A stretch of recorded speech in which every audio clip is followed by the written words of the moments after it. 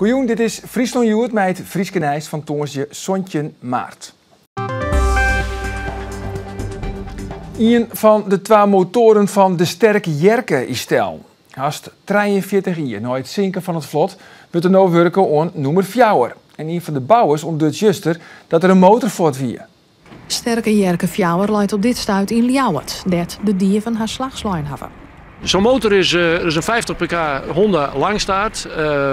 Die kost rond de 8200 euro. Weegt 95 kilo. Met andere woorden, die neem je ook niet zomaar met. Bovendien zit er anti-diefstal klemmen in zo'n ding. Zit hij ongeveer een meter onder het dek. Dus de mannen, ik ga even nu de man binnen, hebben er nog wat werk van gehad. Dit is niet in een kwartiertje gebeurd, nee. Maar er is een opsteker. Gwon van de Sterke Jerke groep hebben zo'n Oekraïense vluchtelingen opvangen. En een huishouding daarvan werkt het in de beveiliging. Zij hebben haar connecties inzet als stank voor het onderdak. Inmiddels hebben zij bij de fabriek in Polen, waar al dat spul vandaan komt, gerapporteerd dat er een beveiligingssysteem voor de Sterke Jerke moet komen.